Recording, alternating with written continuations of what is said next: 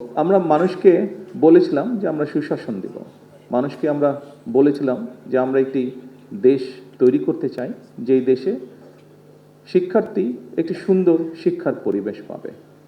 আমরা মানুষকে বলেছিলাম আমরা একটি দেশ তৈরি করতে চাই যেখানে নারী পুরুষ শিশু সকলে নিরাপদে রাস্তায় চলতে পারবে।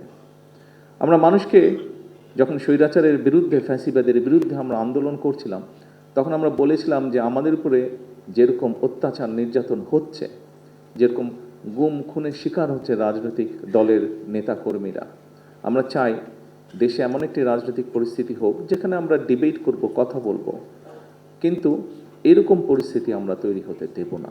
এরকম অনেকগুলো আমরা কথা বলেছিলাম। প্রিয় নেতৃবৃন্দ, যেই কথাটি বলছিলাম, যুদ্ধ একটি শেষ হয়েছে, এখন আরেকটি যুদ্ধ শুরু হয়েছে। কি সেই যুদ্ধ?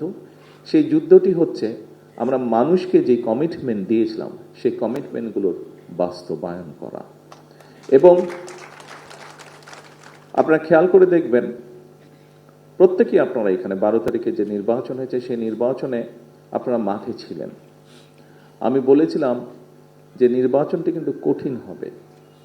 আপনারা প্রত্যেকেই পরতে পরতে সেটা কিন্তু অনুভব করেছিলেন। মানুষ আমাদের দলের পক্ষে, আমাদের ম্যানিফেস্টোর পক্ষে আমাদেরকে মানুষ সমর্থন দিয়েছে।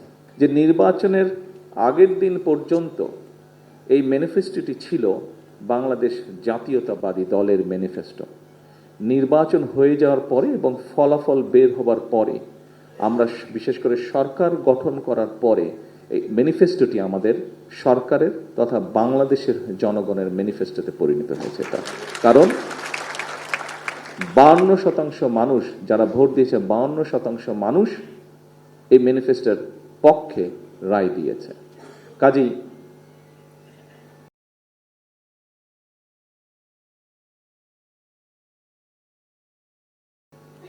প্রিয় নেতৃবৃন্দ, আমাদেরকে এখন এই ম্যানিফেস্টোতে আমরা যা যা বলেছি আমাদের সর্বোচ্চ দিয়ে সরকারকে চেষ্টা করতে হবে এই ম্যানিফেস্টোর বাস্তবায়ন করার জন্য।